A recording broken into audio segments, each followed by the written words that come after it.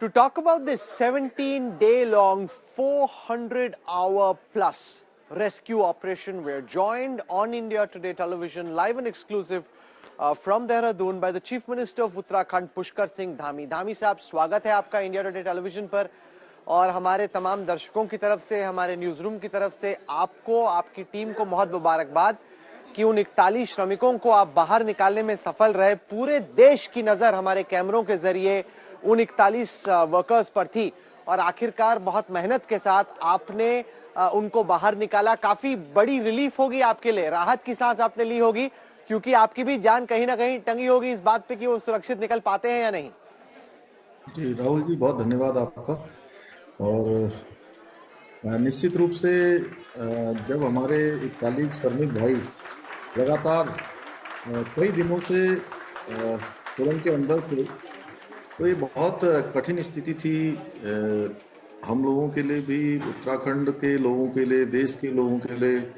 और कहीं ना कहीं इसका सीधे सीधे असर हर चीज पर पड़ता था, क्योंकि बीच में त्योहारों का सीजन भी था।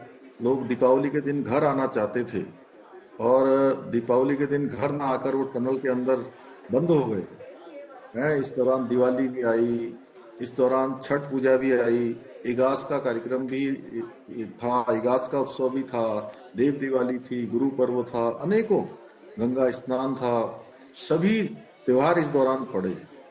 और ऐसे में क्योंकि राज्य का भी काम था, उसको भी चलाना था, साथ में हमारे परिवारजन है, हमारे परिवार के लोग हैं, क्योंकि वो पूरे देश के लिए काम कर रहे हैं, भारत के लिए काम कर रहे हैं, तो वो ऐसे में फंसे हों तो कैसे। निश्चित रूप से जो आप कह रहे हैं कि बड़ी परेशानी भी थी और बड़ा चुनौतीपूर्ण भी था। और रेस्क्यू जैसा जैसा हम समझ रहे थे कि बहुत जल्दी हो जाएगा, पहले दिन से जब हमने सोचा था कि इसमें मलबा हटाया जाएगा तो आराम से हम लोगों तक पहुंच जाएंगे, जेसीबी और पोकलैंड से मलबा हटाने का काम शुरू हुआ, लेकिन वो और ज्यादा बढ़ता चला गया। ऊपर से भी और ज्यादा भूस्खलन होने लगा, वो भी खतरा हो गया। फिर पाइप डालने का काम हुआ, पाइप भी जो है कुछ दूरी तक गई और उसके बाद पाइप भी अटक गई। उसके बाद आगर मशीन लाई गई और आगर मशीन से भी काम हुआ और कुछ सीमा के बाद वो भी पूरी तरह से अटक गई। और 16 तारीख को एकदम से जो है अनिश्चितता की स्थिति पैदा हो गई, जब ऊपर से भी जो है मलबा गिरने लगा, वाइब्रेशन होने लगा और मजदूर जो काम कर रहे थे उनको निकालने का, रेस्क्यू का, उनके ऊपर भी खतरा हो गया कि ऊपर से कुछ गिर न जाए। और मशीन भी बंद हो गई, तो वो बहुत कठिन समय था। उसके बाद फिर से प्रयास किया गया, फिर मशीन आगे बढ़ी, 34 मीटर पर जाकर फिर मशीन रुक गई। तो वो पूरा जो प्रोसेस था, वो पूरी प्रक्रिया सब लोगों ने बहुत गौर से देखी, क्योंकि पल पल की खबर हम अपने दर्शकों को दे रहे थे। सबसे बड़ा सवाल यह है कि ये जो हादसा हुआ उससे उत्तराखंड के मुख्यमंत्री ने और देश की सरकार ने क्या सबक सीखा आपके हिसाब से, जब आप इसको पोस्टमार्टम करते हैं, क्योंकि अब सारे 41 वर्कर्स बाहर लाए जा चुके हैं। चूक कहां पे हुई और अगर ऐसा ना हो दोबारा, उसके लिए क्या हमें फिर बदल करना पड़ेगा रोड कंस्ट्रक्शन की टेक्निक्स में, टनलिंग की टेक्निक्स में, उसके बारे में बताइए। देखिए राहुल जी, मैं सबसे पहले तो हमारे आदरणीय प्रधानमंत्री नरेंद्र मोदी जी का बहुत धन्यवाद करना चाहता हूँ कि उन्होंने वो सारे एफर्ट्स और वो सारा निर्देशन, उनका मार्गदर्शन लगातार हमको मिलता रहा। और सारी जो भी टेक्नोलॉजी थी, लेटेस्ट से लेटेस्ट टेक्नोलॉजी पूरे देश भर की, चाहे वो हैदराबाद से आनी हो, चाहे उड़ीसा से आनी हो, या आंध्र से आनी हो, या इंदौर से आनी हो, कहीं से भी देश के किसी भी कोने से हमको कोई उपकरण लाने थे या कोई मशीनें लानी थी, चाहे उनको एयरलिफ्ट करना था, वो सब हमको मिला, जो कदापि उनके बिना संभव नहीं था। और उन्होंने प्रत्येक दिन जिस प्रकार से इस पूरे रेस्क्यू अभियान की स्वयं जो है मॉनिटरिंग की, स्वयं देखा और पल पल की जानकारी प्रत्येक दिन लेते थे। जानते हैं आपकी इस दौरान जब से ये 12 तारीख से ये रेस्क्यू अभियान प्रारंभ हुआ था, पहले दिन से लेकर अंतिम दिन तक कई दिन तो दिन में 2 बार 3 बार भी वो इसकी जानकारी लेते थे और किसी भी चीज की कभी उन्होंने कमी यहाँ पर नहीं होने दी। ये बहुत बड़ा काम था। इसके साथ साथ बीच में उन्होंने ये सारे जो भारत सरकार ने इसको सेफ्टी के आदेश कर दिए हैं। सबका सेफ्टी ऑडिट होगा जैसे भी जहां भी टनल वर्क चल रहे हैं। और उत्तराखंड के अंदर हमने, चूंकि टनल का काम काफी जगह पर हो रहा है और ये हमारे लिए सुविधाजनक भी है, इससे बहुत सारा जो कठिनाइयां हैं, दूरियां हैं, वह भी कम हो रही हैं। और इस टनल के बनने से भी लगभग 25 किलोमीटर की बड़कोट से सिलक्यारा तक की जो दूरी है वो कम हो जाएगी। तो निश्चित रूप से टनल बनने भी जरूरी हैं, लेकिन उनकी सुरक्षा भी जरूरी है। इसलिए हमने कहा है कि चूंकि ज्यादातर जो प्रोजेक्ट हैं उसको राज्य सरकार के स्तर पर काम नहीं हो रहा है, तो राज्य सरकार उन सबकी समीक्षा करेगी, जिससे कि हम विकास के साथ साथ सुरक्षा भी लोगों की सुनिश्चित कर पाएंगे। नहीं, आपने देखा होगा कई सारे जियोलॉजिस्ट, कॉन्जर्वेशनिस्ट, इन्वायरमेंटलिस्ट जो कि हमारे साथ पिछले कुछ दिनों से जुड़े, उन्होंने कहा कि ये जो पूरा चार धाम 4 लेनिंग का प्रोजेक्ट है, क्योंकि ये जो माउंटेन रेंज है बहुत यंग है, यहाँ पे अरावली से विपरीत जो पहाड़ हैं वो अभी भी बन रहे हैं, इस वजह से वहां की जो रेत है, जो पत्थर हैं, वो बड़े लूज हैं, वो फिसल जाते हैं। तो ये एक बड़ा चैलेंज है।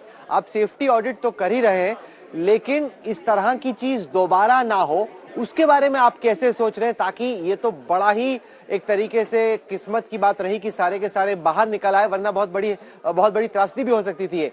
तो उस पे आप अपनी टीम को फिलहाल मुख्यमंत्री साहब क्या आदेश दे रहे हैं, कैसे उस बारे में आप सोच रहे हैं? नहीं, हमने हमने पहले ही आदेश कर दिया है कि जितने भी टनल के काम चल रहे हैं, क्योंकि और भी बहुत जगह पर टनल बन रही हैं, उन सभी की हम समीक्षा करेंगे एक बार, और पूरी विधिवत समीक्षा करेंगे, जिससे कि आगे इस प्रकार की घटनाएं ना हो।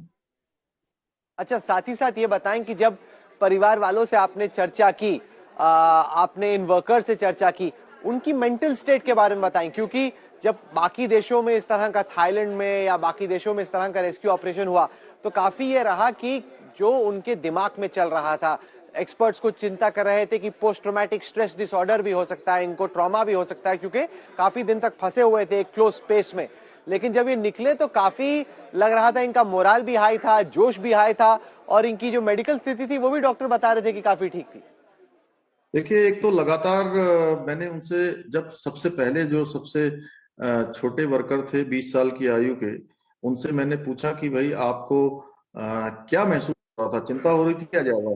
बोले नहीं, जब आपका प्रधानमंत्री जी का सबका ये हुआ कि हमारी वो चिंता कर रहे हैं, और मैं भी लगातार उनके साथ कम्युनिकेशन में था, तो उन्होंने कहा कि एक दो दिन चिंता हुई, लेकिन उसके बाद हमको लगा कि हमको पूरा भरोसा हो गया था कि आप हमको बाहर निकाल लेंगे, और हम निश्चिंत थे। हमने सबने जो है ठीक प्रकार से वहां पर अपना समय जो है व्यतीत किया, और खाद्य सामग्री इत्यादि लगातार अंदर पहुंच रही थी, पानी भी पहुंच रहा था, अन्य जो जरूरत की चीजें हैं वो भी पहुंच रही थी। बाद में वहां पर कुछ उनको मनोरंजन इत्यादि जो छोटा मोटा कर सकते थे वो भी उन्होंने किया है, मतलब कि आपस में खेल कर, आपस में किसी प्रकार से वो कागज के वो बनाकर, तो उस प्रकार से उन्होंने अपना समय व्यतीत किया। और आपने देखा होगा कि जो रेस्क्यू अभियान था, जिसको हम सोच रहे थे कि ये एनडीआरएफ और एसडीआरएफ के पाइप के अंदर जाने के बाद, टनल में अंदर प्रवेश करने के बाद 2.5-3 घंटे लगेगा, और ये मान के मैं चल रहा था कि 8 बजे शुरू हुआ है तो 10:30 बजे तक या 11 बजे तक खत्म होगा, क्योंकि 5 से 7 मिनट का हमने एवरेज एक का लगाया था कि एक को आने में इतना टाइम लगेगा। लेकिन पहली बार में 4 आए, और उसके बाद अगले मैं सोच रहा था कि 15-20 मिनट में और 4 आएंगे, वो 4 नहीं, 4 की जगह 11 आ गए एकदम से। फिर अगली बार फिर 10 से ज्यादा आ गए। तो मैंने एकदम से पूछा कि कितने लोग आ गए अभी तक, तो उन्होंने कहा 37 लोग आ गए। मैं सबका इंतजार कर रहा था, तो मैंने कहा 37 कैसे आ गए एकदम? बोले साहब वो जितने लोगों के लिए आपने ट्रॉली और स्ट्रेचर पाइप के अंदर बनाया हुआ था, उन्होंने, किसी ने उसका उपयोग ही नहीं करा, वो सब स्वस्थ हैं, और उन्होंने फटाफट क्रोलिंग किया और एकदम से बाहर निकल कर आ गए।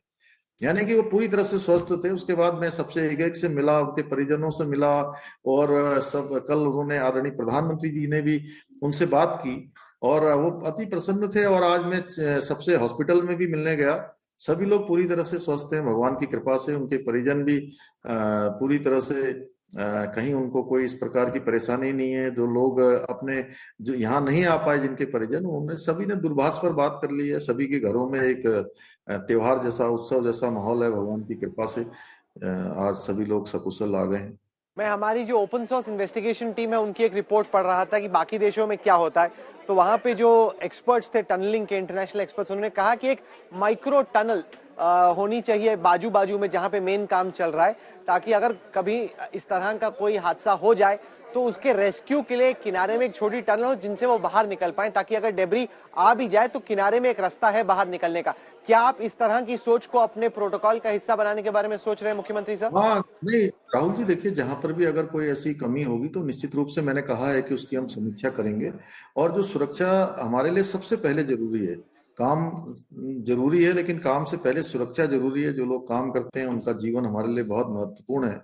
इसलिए ये जो भी टेक्नोलॉजी है वो तो ज्यादातर जो है हमारे जो टेक्नीशियन है या टेक्नोलॉजी को करते हैं वो ज्यादा बेहतर बता पाएंगे। लेकिन हमारा यह है कि लोगों की जिंदगी हमारे लिए बहुत जरूरी है। और ये इस पूरे रेस्क्यू अभियान में ये पूरे देश ने देखा, दुनिया ने देखा कि जितनी भी जो देश दुनिया की टेक्नोलॉजी हो सकती थी वो सारी की सारी यहाँ पर पहुंची है। और जो सबसे अच्छा रेस्क्यू में इंतजाम हो सकता था या सबसे अच्छा रेस्क्यू हो सकता था उस सबको करने का प्रयास किया गया। नहीं, मेरे को लगता है कहीं ना कहीं वो एक बड़ा मैसेज भी है कि जितने भी तरीके हो सकते थे, वो सेना हो, रैट माइनिंग वर्कर्स हो, या फिर जो प्राइवेट कंपनीज हो, टेक की कंपनीज हो, सरकारी कंपनियां हो, मतलब जितनी भी तंत्र की ताकत थी वो सारी आपने झोंक दी कि कुछ भी हो जाए इन श्रमिकों को बचाना ही है और कोई विकल्प नहीं है। वो तो मतलब एक तरीके से आपने मैसेज दिया ही। जी, हमारे हमारे प्रधानमंत्री जी का भी ये कहना था कि किसी भी कीमत पर सबको सुरक्षित निकालना है। और मुझे भी उन्होंने एक काम दिया था कि भाई इस काम को करना है। और उनका जब भी फोन आता था, जब भी उनको अपडेट देते थे, तो उसके बाद और अधिक ऊर्जा के साथ हम लोग सभी लोग लग जाते थे।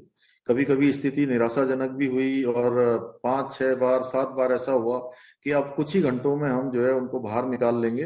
लेकिन वो स्थिति आगे बढ़ती चली गई। कहाँ हम सोच रहे थे कि अभी 4 घंटे में उनको बाहर निकाल लेंगे और उसके बाद 5 दिन तक भी नहीं निकले। तो वो स्थिति बड़ी चुनौतीपूर्ण भी बन रही थी और ऐसा लग रहा था कि अंदर जो लोग हैं उनका मनोबल कमजोर ना हो, उनका हौसला कम ना हो।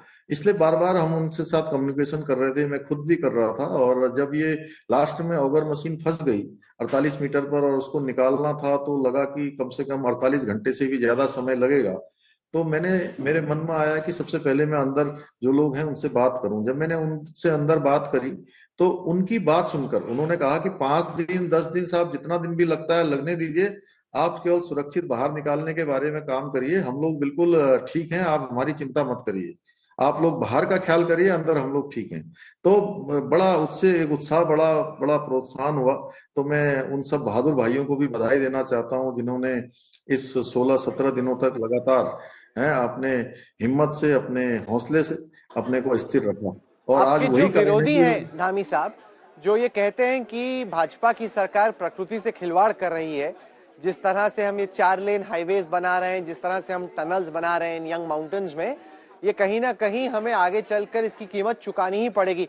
उन विरोधियों को क्या बोलना चाहते हैं? क्योंकि कहीं ना कहीं चाइना का बॉर्डर भी है, राष्ट्रीय सुरक्षा का मामला भी है, बल्कि इसके अलावा प्रकृति का एंगल भी है कि वाकई में यहाँ पे इकोलॉजिकली सेंसिटिव जोन है, सीस्मिक जोन है, जहाँ पे अर्थक्वेक्स आ सकते हैं। तो ये बहुत बड़ा और बहुत नाजुक चैलेंज है आपके लिए। वो तो हमारे प्रधानमंत्री जी हमेशा कहते हैं कि इकोलॉजी और इकोनॉमी दोनों का बैलेंस होना चाहिए। और उत्तराखंड के अंदर हम इस मॉडल को लागू कर रहे हैं कि इकोलॉजी और इकोनॉमी दोनों साथ साथ चलें।